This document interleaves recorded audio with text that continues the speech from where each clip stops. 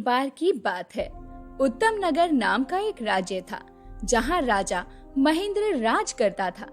उसकी एक रानी थी जिसका नाम शीला था। राजा का एक संदीप नाम का राजकुमार भी था, लेकिन शीला संदीप की माँ नहीं थी। संदीप की माँ दुर्गावती पहले ही मर चुकी थी। इतने उदास क्यों लग रहे हो संदीप? कुछ नहीं पिताजी, बस वो अपने पुराने महल के पास से गुजरा तो उसे देखकर थोड़ा उदास हो गया। पर तुम तो वहाँ कभी रहे भी नहीं हो। हाँ, लेकिन मेरी माँ वहाँ रहा करती थी। मुझे उस महल से जाने क्यों एक अलग सा लगाव है। ओह, ऐसी बात है, पर मुझे तो वो भूतिया लगता है। ये सुनकर संदीप को बुरा लग गया और वो बाहर की तरफ जाने लगा। तभी राजा महेंद्र ने कहा, संदीप, हमने तुम्हारे लिए राजा योगेंद्र की बेटी रागनी को चुना है। तुम्हें मंजूर है?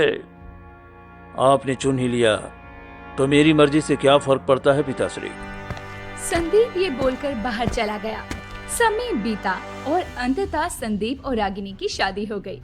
लेकिन संदीप का मन अभी भी अपने पुराने महल की ओर खिंचा चला जा रहा था। पिताजी, मैं और रागनी अपने दूसरे महल में रहना चाहते हैं। जब हमारे पास इतना बड़ा और सुरक्षित महल है तो वहां जाने की क्या जरूरत है?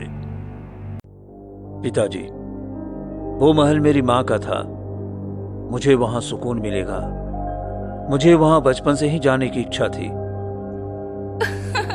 सुना है वहाँ बहुत अजीब घटनाएं होती हैं। कहीं भूत प्रेत का डेरा तो नहीं? मुझे अंधविश्वास में यकीन नहीं है महारानी। आप अपनी राय अपने पास रखें।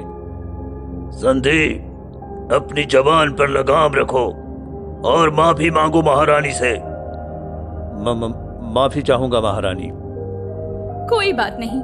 आखिरकार संदीप अपनी पत्नी के साथ रानी दुर्गावती के महल में रहने चला गया। उस महल की सफाई करवाई गई, रोशनी की गई, पर वहाँ का माहौल अजीब था। ये महल कुछ अलग सा लग रहा है संदीप। बस तुम्हें आदत नहीं है, कुछ दिनों में सब ठीक लगने लगेगा। पहली रात जब दोनों अपने कमरे में सोने गए, रागिनी को कुछ महसूस हुआ। उसने सुना कोई उसके कानों में फुसफुसा रहा है। कौन है? कौन है? कौन है वहाँ? अचानक खिड़की के पर्दे अपने आप हिलने लग गए। कौन है वहाँ? क्या हुआ रागनी? संदीप, मुझे लगा किसी ने मेरे कानों में कुछ कहा है और खिड़की से कोई मुझे घूर रहा था। तुम भी ना, ये बस तुम्हारा भ्रम है। सो जाओ। संदीप तो दोबारा सो गया, लेकिन रागिनी की नींद उड़ चुकी थी। उसे महसूस हुआ कि कोई साया कमरे के कोने में खड़ा था और घूर रहा था। उसकी सांसें तेज हो गई। उसने आंखें बंद कर ली और कांपते हुए पूरी रात बिस्तर में दुबकी रही। ये जगह सही नहीं लग रही। कुछ तो है यहाँ, कुछ बहुत डरावना। रात का अंधेरा पूरे महल पर छा चुका था। संदीप और रागिनी अपने कक्ष में सोने चले गए। महल में अजीब सी खामोशी थी, जैसे कोई किसी को टकटकी लगाए घूर रहा हो। हवा ठंडी थी और खिड़कियों के पर्दे रह रह कर सरसराने लगे। रागिनी सो रही थी। तभी अचानक उसे किसी के फुसफुसाने की आवाज आई। रागिनी। कौन है? कौन है? आवाज धीरे धीरे तेज होने लगी, जैसे कोई नाम पुकार रहा हो। रागिनी, रागिनी, आओ। रागिनी का दिल जोरों से धड़कने लगा। वो बिस्तर से उठी और धीरे धीरे आवाज की दिशा में बढ़ने लगी। उसकी सांसें तेज हो गई और पैर कांपने लगे। महल के लंबे गलियारों में हल्की सी टिमटिमाती रोशनी थी और हर कदम पर सन्नाटा गहरा होता जा रहा था। कौन है वहाँ? जैसे ही वो महल के एक कोने में पहुंची, उसकी नजर एक बूढ़ी औरत पर पड़ी। वो जमीन पर बैठी हुई थी, सर झुकाए, बिखरे बालों में लिपटी हुई। रागिनी ने कांपते हुए उसे आवाज दी। आप कौन हैं? बूढ़ी औरत धीरे धीरे अपना चेहरा उठाने लगी और जैसे ही उसका चेहरा सामने आया, रागिनी की चीख निकल गई। उसकी आंखों में कीड़े रेंग रहे थे और उसके मुंह से ताजा खून टपक रहा था। रागिनी डर के मारे पीछे हटने लगी। तभी संदीप दौड़ता हुआ वहां आ गया। रागिनी, क्या हुआ? जैसे ही संदीप वहां पहुंचा, सब कुछ सामान्य हो चुका था। बूढ़ी औरत वहां नहीं थी, सिर्फ रागिनी अकेली खड़ी थी, कांपती हुई। रागिनी, क्या देख लिया तुमने? संदीप, यहाँ एक औरत थी, उसकी आंखों में। अरे कुछ नहीं है, तुम बस डर गई हो। चलो, यहाँ से चलो। संदीप रागिनी को लेकर कमरे में चला गया। अगले दिन महल के सेवकों के साथ भी अजीब घटनाएं घटने लगी। जब एक सेवक रसोई में काम कर रहा था, तो अचानक उसे दूसरे सेवक की आवाज आई। बचाओ! अरे क्या हो गया? वो सेवक उस आवाज की तरफ दौड़ा तो उसने देखा कि महल के बीचों बीच दूसरा सेवक पड़ा हुआ तड़प रहा है। बचाओ मुझे, बचाओ मुझे, वो मुझे मार डालेगा, वो मुझे मार डालेगा। अरे ये तुम्हारे साथ किसने किया हरिया? वो सेवक कुछ बोलता उससे पहले ही अचानक दूसरे सेवक के मुंह से कीड़े निकलने लगे और वो बुरी तरह तड़पने लगा और तड़पते तड़पते मर गया। तभी वहां संदीप और रागिनी आ गए। अरे क्या हुआ? क्यों चिल्ला रहे हो? सर, वो देखो, उसको क्या हो गया है? अरे किसे क्या हो गया है? सेवक ने जब वापस उस तरफ देखा तो वहां कोई नहीं था। वो हैरान रह गया। महाराज, यहाँ अभी हरिया मरा पड़ा था। अरे पागल हो क्या? दिमाग खराब हो गया है तुम्हारा? पर महाराज, चलो काम पर लगो। बाकी सेवकों ने एक दूसरे को देखा, लेकिन किसी में इतनी हिम्मत नहीं थी कि राजा के सामने कुछ कह सके। रात हुई। संदीप और रागिनी महल के बाग में बैठे बातें कर रहे थे। ठंडी हवा चल रही थी। आसमान में घने बादल छा गए थे। मुझे अब भी अजीब सा महसूस हो रहा है संदीप। मुझे लगता है सेवक झूठ नहीं बोल रहा था। तुम जरूरत से ज्यादा सोच रही हो रागिनी। अचानक तेज हवा चलने लगी। पेड़ जोर जोर से हिलने लगे और चारों तरफ सन्नाटा छा गया। तभी सामने एक काले धुएं जैसा साया प्रकट हुआ। संदीप, वो देखो! साया धीरे धीरे उनकी ओर आगे बढ़ने लगा। वो भागने लगे, लेकिन जिधर जाते वहीं वो साया प्रकट हो जाता। ये क्या है? अचानक साया और स्पष्ट होने लगा। संदीप ने गौर से देखा। माँ? साया अब पूरी तरह स्पष्ट हो गया था। वह कोई और नहीं बल्कि संदीप की मरी हुई माँ रानी दुर्गावती का रूप थी। नहीं, ये तुम्हारी माँ नहीं हो सकती, ये कोई शैतान है। लेकिन तभी साया बोल उठा। उसकी आवाज धीमी और गहरी थी। मैं तुम्हारी माँ हूँ, मेरे पास आओ। संदीप धीरे धीरे उसकी ओर बढ़ने लगा, लेकिन रागिनी ने उसका हाथ कसकर पकड़ लिया। मत जाओ संदीप, ये धोखा है। साया अब और भयानक लगने लगा। उसकी आंखें काली हो गई और उसके होठों से खून टपकने लगा। मेरे पास आओ संदीप, तुम्हारी माँ को भूल गए क्या? संदीप ठिठक गया, पर रागिनी डर के मारे महल से बाहर भाग गई। संदीप भी घबराया हुआ उसके पीछे भागा। पल भी नहीं रह सकती। संदीप, ये महल श्रापित है, यहाँ कुछ बहुत बुरा होने वाला है। रागनी, तुम पागलपन की बातें कर रही हो। ये सिर्फ तुम्हारा वहम है।